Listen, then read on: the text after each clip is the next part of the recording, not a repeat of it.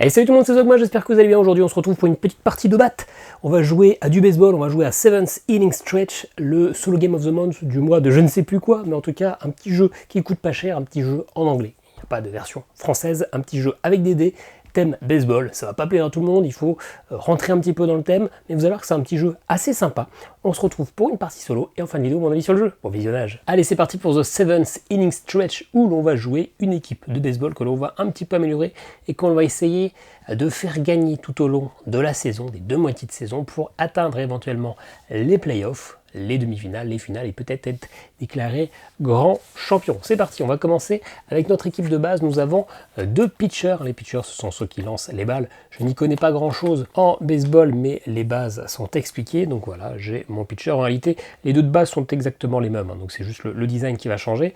Et on va prendre 9 batteurs parmi ces 16. Donc on aura une équipe de départ un petit peu aléatoire, un petit peu fluctuante. Hop, donc voilà, on en prend 3, 3 et 3. On va jouer en expliquant, ça sera beaucoup plus simple, parce que sinon ça sera long pour pas grand chose, et comme il faut un peu connaître le baseball, vous allez peut-être rien comprendre au départ. Bref, voilà mon équipe de base. On peut regarder un peu ce que j'ai quand même. Moi je les regarde surtout pour moi, et on en parlera dans quelques instants. Ok. Et avant même de commencer finalement la saison, eh bien nous allons pouvoir recruter 3 nouveaux joueurs, ça c'est les pions de base entre guillemets, du niveau 2, et à la fin du 3e match, à la mi-temps finalement, enfin à la mi-temps, à la mi-saison, on pourra récupérer 3 nouveaux joueurs, mais un petit peu plus costauds. On va à chaque fois avoir 2 petits paquets, ou 3 petits paquets plutôt, de 2 cartes. Vous voyez qu'au verso il y a une équipe. En fait moi je vais prendre un de ces joueurs, et le joueur que je ne prendrai pas, ça sera l'équipe que je vais recruter. Donc il y a, on l'a vu, deux types de cartes, hein, les batteurs et les pitchers. Écoutez, on va plutôt prendre Jason Miller. Pour l'instant, on va se le faire vite. Je vous expliquerai après comment ça se joue. Là, on a 2 batteurs. Je vais plutôt prendre Jamal Turner. Et enfin, j'aime bien Rashid Walker. Ok, donc voilà, là on a mon planning pour la première saison. On va jouer contre Washington, contre le Texas et contre le Minnesota. On met ça ici et on a notre ligne de batteurs. Nous allons donc pouvoir commencer à faire un premier match. On doit choisir les 9 batteurs, donc on va avoir finalement 3 remplaçants. On va choisir du coup les meilleures cartes, sachant que ça va être un jeu de dés, un jeu un peu de prise de risque aussi. Et en haut, on a, quand le batteur sera actif, on a les dés que l'on va récupérer. Donc finalement, avoir des joueurs avec beaucoup de dés, c'est quand même plutôt pratique. Donc on va déjà mettre dans notre équipe tous ceux avec des grosses valeurs de dés. Et après, vous voyez que c'est un jeu de dés, donc là, il y aura des prérequis. Donc il faut avoir peut-être un petit peu toutes les valeurs, un peu tout ce qui pourrait nous intéresser. Ça me paraît pas mal. Hop. Allez, les 3 autres, on les aura sur le côté, sur le banc. On pourra faire des échanges. Alors le banc, je pourrais le mettre ici, mais moi j'aime bien avoir ma zone de lancer de dés. Et je vais choisir comment je les oriente, dans quel sens je les mets, parce que ça va être une boucle. On va tous les activer toujours l'un après l'autre. Donc j'aime bien mettre ceux-là peut-être côte à côte. Voilà, pour l'instant je vais les répartir comme ça, mais c'est pas sûr que je vais pas changer sur les prochains matchs. On va pas faire un match complet, ça serait beaucoup trop lent. Le titre du jeu, c'est qu'on commence au 7e inning, donc c'est le cas, et la partie se terminera à la fin du 9e, sauf s'il y a égalité. Dans ce cas-là, on fera une dernière manche. Vous voyez que l'équipe vous voyez qu'on rentre dans des matchs qui sont déjà commencés en considérant que ce sont que des gros nazes, hein. Il n'y a que du 0-0-0 partout, on va juste marquer sur les derniers. Celui qui est à domicile, finalement aura un petit avantage, parce que l'équipe adverse a déjà joué et a fait 0 points, et du coup, quand je serai en défense, ça sera l'inverse, j'aurai un peu plus de mal à gérer. Je commence le premier match, je suis à domicile. À moi de choisir contre quelle équipe on va jouer. Écoutez, disons qu'on va commencer contre Minnesota. Je suis donc le joueur à domicile et je commence par une phase d'attaque, entre guillemets. Je vais une phase de batteur. On a donc mes batteurs, ils vont tous être actifs potentiellement l'un après l'autre, mais par lequel on va commencer? Eh bien, il y en a 9, je lance un des 10. Le premier batteur actif, ça sera Marlon Perez. Je mets la petite balle au-dessus pour qu'on se rappelle que c'est le premier. Et donc, c'est parti. Je peux tout à fait, si je veux, faire un échange, hein, si ce batteur ne m'arrange pas dans ma stratégie, etc. C'est quelque chose de tout à fait possible, et carrément, c'est pas en réalité le meilleur pour débuter. Mais c'est pas grave, on risque de commencer par des outs. Donc déjà, on fait ce qui est écrit en haut. Je prends un dé et je prends un token pour relancer les dés. Ça, je vais me créer petit à petit un pool. Et ensuite, je vois, est-ce que je décide de lancer des dés ou pas? Si je lance des dés et que j'arrive à faire un de ces trucs-là, donc 3 impairs, je fais un bébé, je vais marcher, et 3 paires, je vais avancer de 2 cases, et bah très bien. Si je ne décide de ne pas utiliser de dés ou que je rate, je vais avoir un out. Donc là, on est à la phase sur de batteur. Hein. On se rappelle que le but, c'est de faire le tour du terrain, d'aller sur la première, deuxième, troisième base, et de revenir à la base de départ pour pouvoir marquer un point. Si jamais on n'arrive pas, et là, je ne vais pas utiliser mon seul dé, parce qu'une fois que je l'ai utilisé, je l'ai perdu, pour essayer de faire 3 valeurs, puisque de toute façon, ça sera impossible. Donc, d'emblée, lui, il rate son coup. Je vais avoir un out. On se rappelle que dès que j'ai 3 out, eh bien, c'est la fin de la manche, on inverse les rôles. Et donc, c'est là où je marquerai finalement les points que j'aurais mis pendant la phase. Hop, donc Marlon est out. On va passer à Sami Abbott. Je récupère un dé. Ok, là, j'ai 2 possibilités. Soit j'arrive à faire un 5 tout pile, et je peux avancer mon batteur de 2 cases, soit j'arrive à faire avec 2 dés une soustraction qui fait 3 ou 4, et je peux faire un marché. Je vous expliquais, un marché ou avancer d'une case. Bon bah là je vais le tenter. Je vais lancer mes 2 dés. Je choisis le nombre de dés que je lance, hein. Je vais lancer en lancer 2. 5 et 1, bah écoutez, c'est parfait. J'ai fait un 5, hop, il avance de 2 cases. 1, 2. J'ai défaussé mes dés, hein, donc je n'en ai plus en stock. Mais lui, il a réussi son coup. On va passer à Marcus Baker qui va rentrer ici. Lui il me permet d'avoir 2 dés, 2 possibilités en fonction de la valeur. Donc vous voyez qu'il y a une petite flèche, c'est-à-dire que la valeur maximum doit être de 6. Bon, en l'occurrence, je suis toujours obligé de réussir. Et si la valeur elle est au maximum de 4 ou de 5, et ben j'aurai ici un sacrifice. Bon. Allez, je vais utiliser qu'un seul dé. J'ai fait un 5. Donc soit je fais ça et j'avance d'une case, soit je fais un sacrifice, c'est-à-dire que lui, il ne va pas réussir à avancer, mais par contre tous les autres pourront avancer d'une case. Bon, bien sûr que j'ai pas envie de faire des sacrifices, parce que sacrifice, ça me rajoute un out, je perds un batteur, et au 3e batteur perdu, c'est la fin de ma manche, enfin de la manche, et je veux marquer des points. Donc, je valide plutôt le premier, il avance de 1, et tout le monde avance d'une case. Ok, parfait. On passe à José Adams, je récupère 2 dés, donc là maintenant, j'en ai 3, et là, lui, l'objectif, c'est de faire 12, une somme de 12. Il a un petit bonus supplémentaire, que je vous expliquerai un petit peu plus tard, parce que j'ai des actions que je peux faire en plus. Je peux aller voler des bases, ou je peux faire des actions de base runner supplémentaires. Pour l'instant, c'est un petit peu, c'est pas que c'est complexe, mais ça n'apporte pas grand chose de vous noyer avec ça.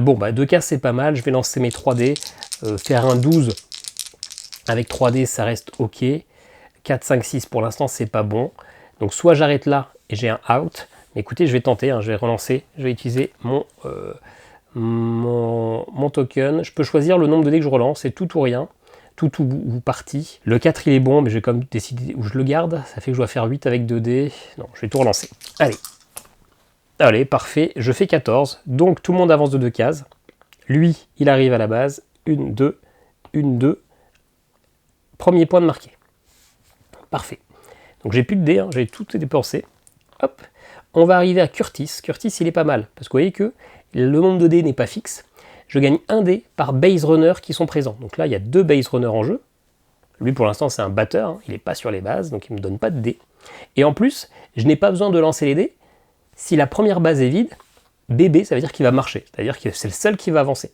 Si jamais, bon là c'est pas possible parce que c'est spécifique si la base est vide, sinon je n'avais pas l'effet, mais sur un marché, quand il avance, s'il y a quelqu'un à la place, lui il avance, s'il y a quelqu'un là où il arrive, il avance. C'est pas tout le monde qui avance, c'est un peu plus léger. Mais donc, il a progressé, et je me suis refait des dés.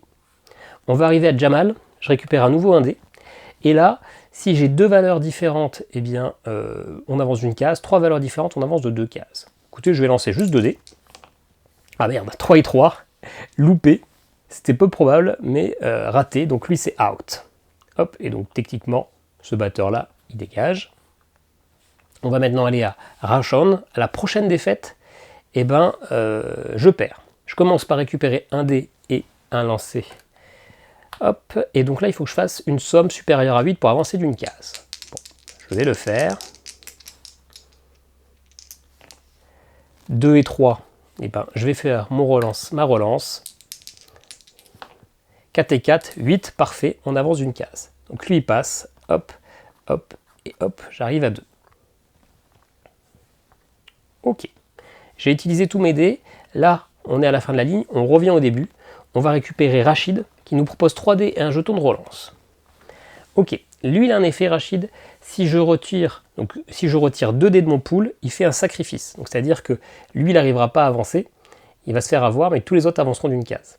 Mais vous voyez que j'ai pas d'autres possibilités. Donc c'est soit ce sacrifice-là, soit finalement je considère que c'est un out, sachant que le sacrifice entraînera un out, soit je considère que c'est un out, sans utiliser cet effet-là, donc j'ai pas le sacrifice, personne n'avance, mais je perds pas de dés. Ça peut être intéressant quand il y a encore des possibilités, mais là dans tous les cas, ça sera la fin de la manche. Donc, eh bien je le fais, je retire 2 dés pour faire le sacrifice, donc lui il passe pas, mais tous les autres avancent d'une base, et donc on arrive à 3. Bon, je me prends un 3e out, donc fin de la manche, je marque les runs, je marque 3 runs. Hop, je suis à 3-0. Malheureusement, à la fin d'une manche, on perd tous les dés, tous les tokens, on va repartir à 0, et donc le prochain batteur, cette fois-ci, ne sera pas tiré aléatoirement par le dé, ça sera André Parker, on suit cette boucle. Ok, du coup, ça va être à l'automat. La phase de défense va être beaucoup plus rapide que la phase d'attaque. Vous voyez, on joue contre Minnesota, on a la règle ici, je lance un dé, c'est un 1, et il va marquer autant de points que la différence par rapport à la valeur 4. Donc 4 moins 1, 3, il va marquer 3 points. Je peux tout à fait, c'est le seul intérêt du pitcher, avoir son effet.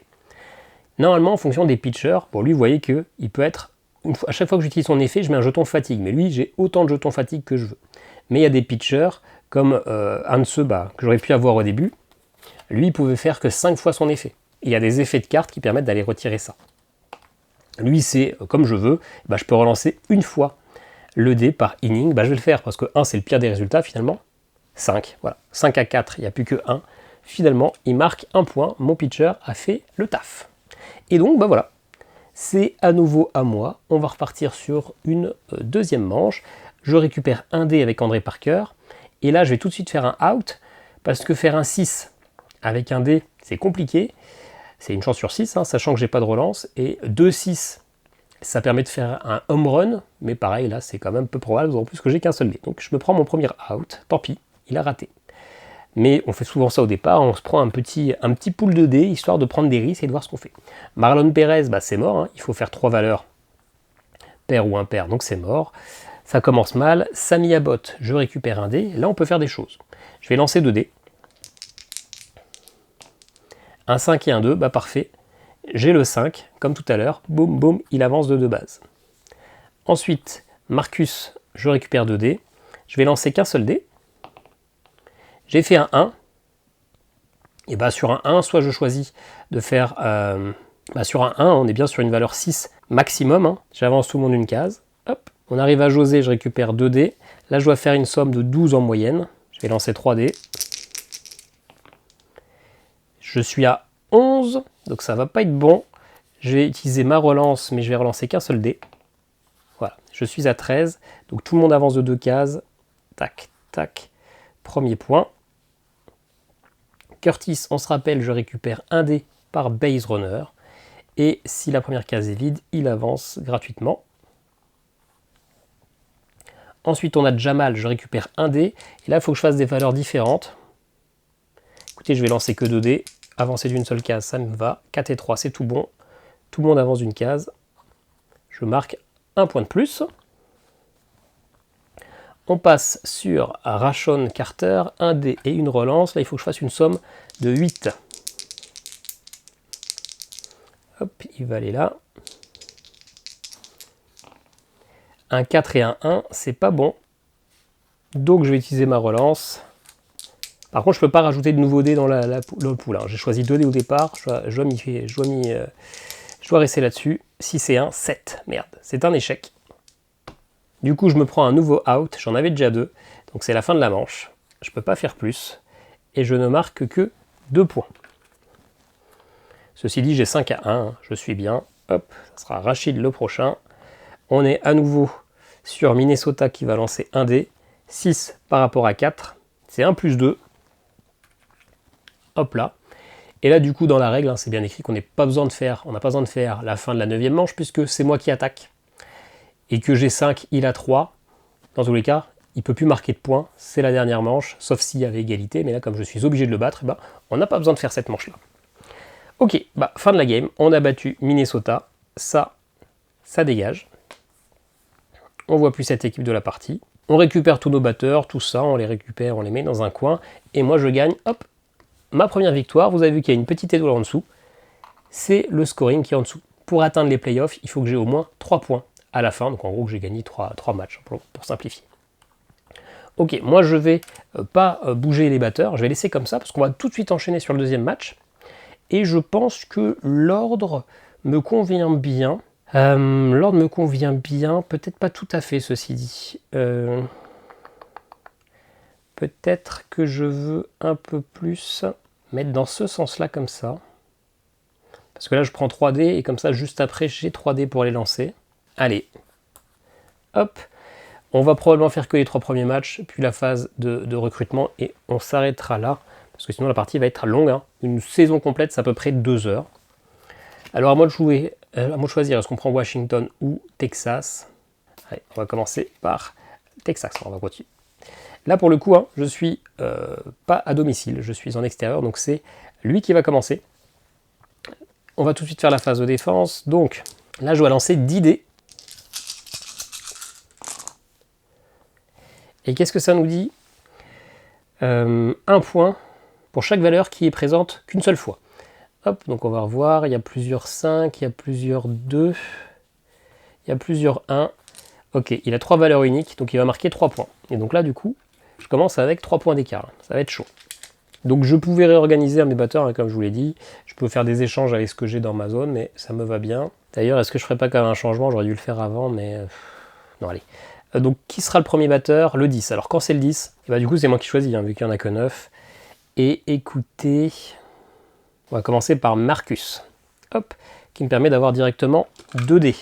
Et je vais en utiliser un. Hop, j'ai fait ça. Un 6, moins d'un 6, parfait. Hop là. Avec José, je récupère de nouveau. Est-ce que je le tente tout de suite ou est-ce que je garde mes... alors, ce que je peux faire, ce que je ne vous ai jamais dit, hein, mais on va le dire maintenant, je peux essayer de voler une base. La deuxième ou la troisième, sous réserve qu'elle est libre. Dans ce cas-là, c'est avant la phase du batteur, je peux utiliser de lancer des dés. Et là, on a une petite aide de jeu.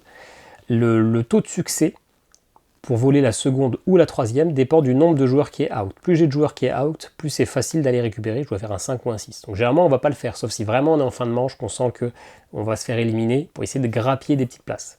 Je rends compte qu'on ne peut voler que la deuxième et la troisième, on ne peut pas voler ça. Et une fois que j'ai fait mon action de batteur, je peux tenter de faire une base supplémentaire en déplacement. Mais là, pareil, c'est un 5 ou un 6 en fonction du nombre de battes. Et il faut aussi que je dépense des dés. Je ne suis pas obligé de lancer un seul dé. Si j'en ai 6 en stock, je peux en laisser 6 pour augmenter mes probabilités. Je peux utiliser les jetons, etc., que je vais gagner, etc. Mais bon, on peut le faire, mais c'est un peu risqué. Et donc c'est ça. Hein. Tant que ce joueur est dans mon line-up, hein, dans ma ligne ici, je gagne un dé après chaque action de base running. Hein. Ce sont les actions que je viens de vous expliquer. Donc finalement, c'est dépenser au moins un dé pour en gagner un autre, mais si je me fais avoir, hein, si je gagne des outs et j'ai des batteurs, des runners qui sont éliminés. Vous comprenez sûrement rien à ce que je vous raconte parce que c'est pas, il faudrait qu'on le fasse, qu'on le tente, mais moi j'ai tendance à le jouer assez sécure. Bon, est-ce que je prends un out ou est-ce que je dépense direct tous mes dés pour ça? Non, j'ai bien envie de prendre un out, on va économiser un petit peu. Un dé par base runner, j'en ai un.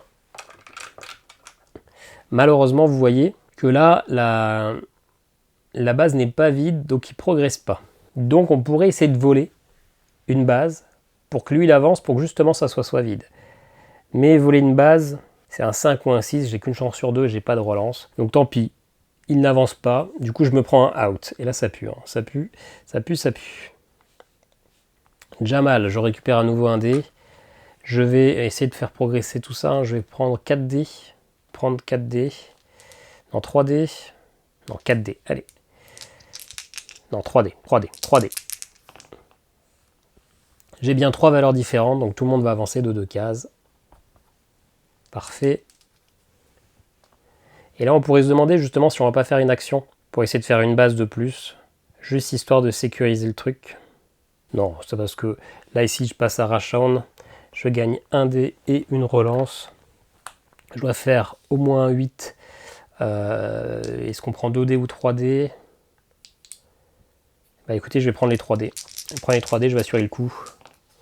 Voilà, là j'ai 13, donc tout le monde avance d'une case. hop, j'aurai au moins un point. Et on passe à Rachid, je récupère 3 dés. Un jeton relance, mais vous voyez, un Rachid, c'est le petit effet particulier qui fait que... Alors, si, je vais le tenter. Ok, je vais le tenter. Qui fait que je peux retirer 2 dés pour faire un sacrifice. Donc lui se fait éliminer, mais tous les autres avancent d'une case. Donc je fais 2 points, mais j'ai mon 3e out. Donc c'est la fin de mon inning. 3-2. Ok, je suis un petit peu à la bourre, mais bon, ça peut quand même le faire. La partie n'est pas terminée. Hop, il faut lancer donc 10 dés.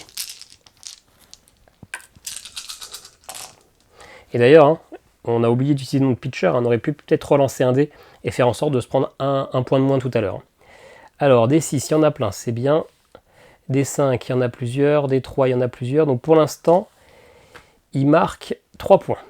Je vais bien sûr, du coup, ce que je n'ai pas fait tout à l'heure, ce que j'aurais dû, j'aurais sûrement gagné un point dans l'histoire, relancer un dé et espérer que ce soit une des autres valeurs. Hein. Si ça peut être un 2 ou un 4, c'est très bien. C'était un 4, parfait. Hop. Je crois qu'il était un peu hors champ, je ne sais pas si vous l'avez vu, mais croyez-moi sur la parole. Du coup, il ne marque plus que 1 point. Ce qui fait qu'il a 4 et moi j'ai 2 points. Je suis un petit peu en retard. Là, il faut que je fasse une grosse manche. C'est Marlon qui commence d'ailleurs. Grosse manche, je ne sais pas si ça va le faire. Je commence avec un dé et une relance et je suis obligé de me prendre un out direct parce que je ne peux pas faire ça. Ensuite, avec André Parker, je reprends un dé. Je vais en lancer un. Non, une chance d'avoir un 6. Faiblou, hein. Faiblou. Et ce qui veut dire qu'après, hein, non, je peux quand même réussir à marquer quelques points. Allez, je prends un out. Alors, est-ce que je prends un out ou est-ce que je tente quand même, au pire, au mieux, j'ai une chance sur 6 de faire un 6 et sinon j'ai 5 chances sur 6 d'avoir quand même un out, mais je perds un dé. Je vais le tenter. En plus, j'ai une relance, sait-on jamais. Allez, 4. Je vais pas utiliser ma relance, je vais assurer le coup, mais bon, voilà. Hop, tac, donc on passe sur Samy, je reprends un dé. Là, je vais lancer mes 2 dés.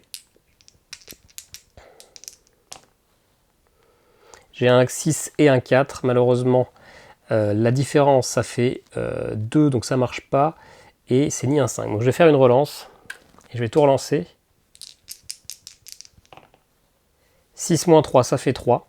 Donc ça fait un bébé, donc ça fait un walk. Il avance d'une case. Et si il y avait quelqu'un ici, il avançait. Et s'il y avait quelqu'un ici, il avançait. C'est pas tout le monde qui avance en même temps. Ok, c'est chaud. Hein. Je sens que je vais pas gagner cette partie. Je récupère 2 dés, j'en lance qu'un seul. C'est bon, j'avance tout le monde d'une case. J'avais pas placé mon batteur, mais vous avez compris. Hop, le but c'est de jouer un peu vite, parce que sinon les parties durent 3 plombes. Ok. Allez, j'ai José. Essayez de faire 12. Si je me foire, de toute façon je suis obligé, parce que si je le tente pas, c'est un out, c'est la fin de la manche. Donc je suis obligé de le tenter. Il peut se passer que quelque chose de positif. 6, 10, 12, tout pile. Parfait. Donc tout le monde avance de 2. Hop, je marque mon premier point. Curtis, je récupère un dé par base runner, il y en a 2. Et en plus, il avance directement de une case. Il marche. Vous voyez que personne d'autre n'avance, c'est le cas de la marche. Ok, Jamal, je reprends un dé. On va essayer de marquer des points là. On va essayer de marquer des points et de tenir. On va utiliser 2 dés, écoutez. 2 dés différents, c'est une case. Ça progresse petit à petit. On a bien 2 dés différents. Hop, tout le monde avance d'une case. Bam, bam, bam. Hop, 2 points. Et je pourrais tenter de lui faire avancer d'une case supplémentaire en faisant donc une action de base runner. J'ai 2 out, donc ça passe sur un 5 ou un 6, donc une chance sur 3. Et je récupérerai mon dé. Non, je trouve ça trop risqué à chaque fois. Allez, je récupère un dé. Et hop, là je vais lancer les 2. 5 et 7, ça marche pas. Je fais ma relance. 5 et 3, ça fait 8. Tout le monde avance d'une case, même le batteur que je n'avais pas placé. Hop, hop, hop, 3 points. Parfait. Et donc, Rachid, 3e dé. Et la relance. Si je retire, et j'ai pas le choix, hein, plus ou moins, vu la situation, si je retire 2 dés, il fait un sacrifice, donc je prends mon autre out, mais lui il avance. Hop, hop. Et j'ai mon 4e. Là, en fait, je vous ai dit que je pouvais faire des fois des actions de base runner pour qu'on puisse essayer de valider un déplacement de plus. Pour ça, il faut que le batteur ait réussi un hit, qu'il ait réussi à taper la balle. Ce qui n'est possible que du coup sur un 1, un 2, un 3, un home run, pas sur les sacrifices et pas sur les bébés, sur les walks. Donc là, je ne pourrais pas utiliser mon dernier unité en se disant je tente pour grappiller un point. Ce n'est pas possible. Ok, donc j'ai 6, il a 4. Je peux, ça s'est pas trop mal passé. Hein. Je peux gagner. On va voir. On lance les idées. Je perds bien sûr mon jeton relance. Hop. On retire donc tous les dés qui sont identiques. Ok, pour l'instant il marque 2 points, mais je vais utiliser encore un Morichi. Allez Morichi, un 2. Ok, il ne marque qu'un point. Et donc là on est à la fin de la manche, la 9e manche. Il a 5, j'ai 6. Et j'ai gagné. J'ai gagné. Parfait. Si on avait été à égalité, on aurait fait une 10e manche. Ou s'il m'avait battu, c'était la fin de la game. Donc parfait. On a gagné contre Texas. On va jouer maintenant contre Washington et après on s'arrêtera là. On est à la fin de la saison. Enfin à la fin de la première moitié de saison. On a fait toutes les équipes de niveau 2. On récupère tout ça. Ceux qui sont dans le dugout, on les récupère, on les reprend dans notre zone. Et surtout, pour cette nouvelle moitié de saison, on va partir sur les équipes de niveau 3 et on va à nouveau avoir 3 nouveaux joueurs dans notre équipe, qui sont du coup, vous en doutez, des joueurs un peu plus efficaces. Donc là, on a alors Tommy Vasellino qui a un effet bien particulier. Ouais, il a même sa propre carte de référence de jeu. Et donc on peut choisir, généralement ils ont, mais on va pas vraiment le faire, hein, mais des effets soit plus facilement plus de dés et ce qu'on n'a pas vu sur les premiers, mais des jetons plus 1, moins 1, ce qui permet d'avoir un peu plus de précision, voire plus de possibilités. Hein, voilà, que là, on peut faire du 1, 2, 3, voire du home run. Bien sûr qu'on peut avoir aussi d'autres pitchers. Les effets, potentiellement, ils vont marquer un peu plus facilement des points, même si lui, là, Washington, si j'ai bien compris, il a marqué pas mal de points. On refait du coup 3 nouveaux matchs. Si on gagne un match, on gagne 2 points. La deuxième saison, ça rapporte, la deuxième moitié de saison, ça rapporte beaucoup plus. Et si donc on a au moins 3, on arrive sur la phase des playoffs. Déjà, on va recruter un nouveau joueur parmi 3 de niveau 2, comme si c'était un ancien joueur blessé qui revient. On va pouvoir dépenser ses points de victoire, parce que pendant la phase des playoffs, pour les demi-finales, on ne peut pas utiliser de token plus 1, moins 1. Si on dépense un certain nombre d'étoiles, on peut transformer ça pour que ça soit que quand on joue à domicile, que ça ne soit pas possible. Et pareil, hein, on a la même chose pour la finale. La finale, on ne peut utiliser aucun token.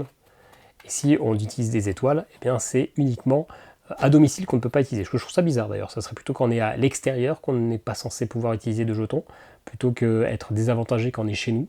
J'ai peut-être pas compris un truc, mais voilà. Et donc là on va repartir sur 3 matchs de demi-finale, 3 matchs de finale. Pour gagner les phases des demi-finales, il faut juste avoir gagné 2 matchs sur les 3, donc c'est pas grave si on en perd un, et pareil pour la finale. Bref, c'était long, c'était probablement rapide au niveau des explications, peut-être que vous n'avez pas tout compris, mais c'est un jeu quand même assez simple qui retransmet pas mal de bonnes idées.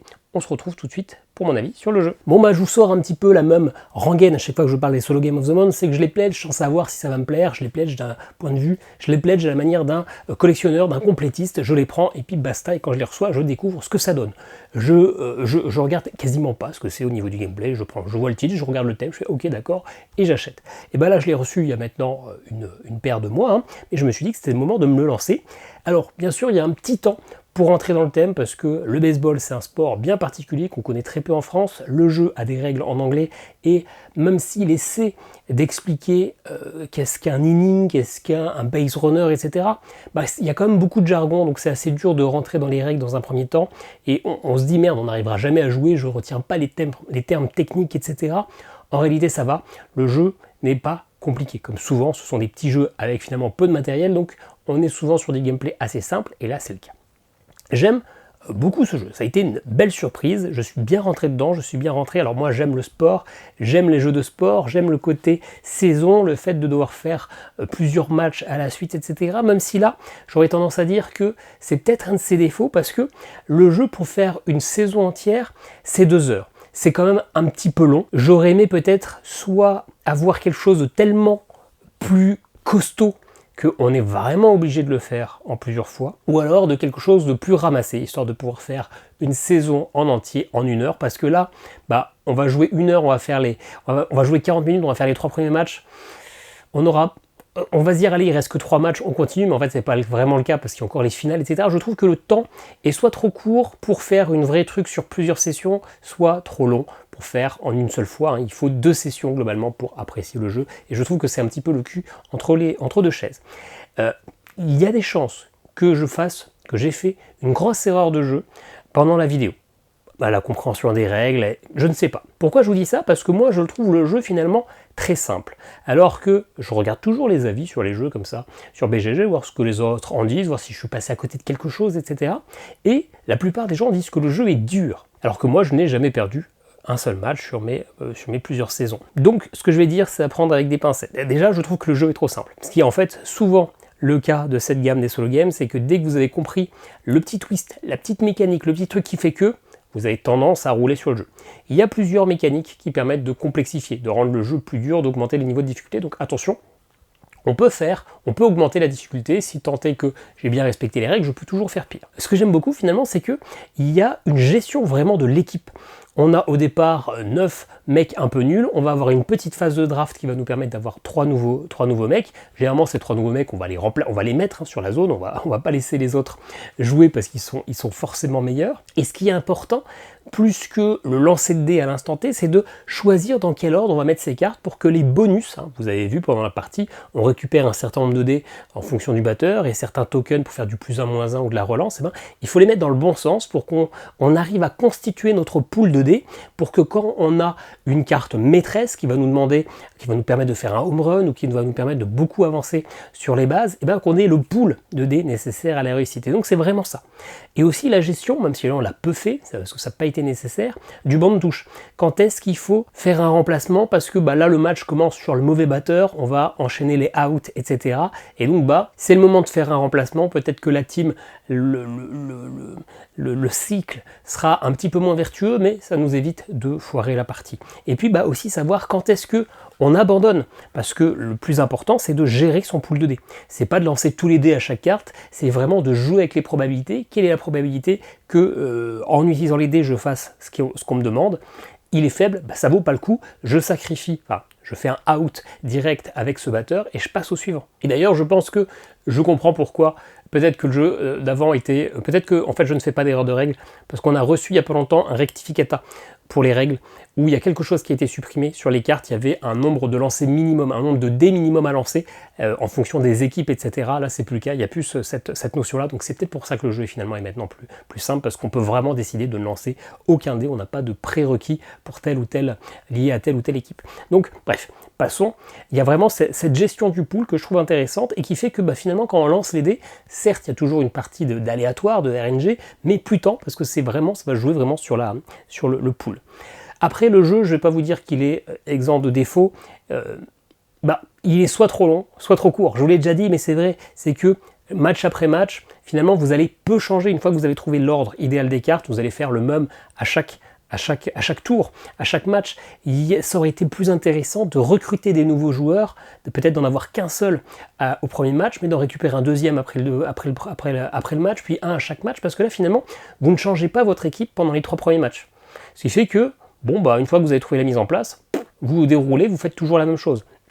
Puis après, vous avez 2 nouveaux pour les 3 matchs d'après. Ok, vous avez trouvé votre constitution, vous faites exactement la même chose, et ensuite pour les finales et les demi-finales, vous allez enchaîner 4 à 6 matchs, vous aurez une nouvelle carte en plus, donc voilà, ça manque peut-être de constitution, de gestion d'équipe quand même, parce que dès que vous avez trouvé quelle est la ligne parfaite, vous déroulez. L'autre point que je trouve plutôt cool, c'est la gestion des phases de défense. Ça aurait été vraiment chiant d'avoir 2 phases un peu longues, et j'ai vraiment aimé la manière dont l'équipe adverse va scorer des points. Alors oui, là aussi ça rajoute beaucoup d'aléatoires, mais vous avez votre pitcher, votre lanceur qui permet de twister un petit peu, de relancer un dé et de coincer un peu les plans de l'adversaire. Mais finalement, chaque équipe, il y a quand même une paire d'équipes, ont toujours un petit mode avec un lancer de dé, un petit mode de calcul pour les points, donc ça rend la partie un peu fun.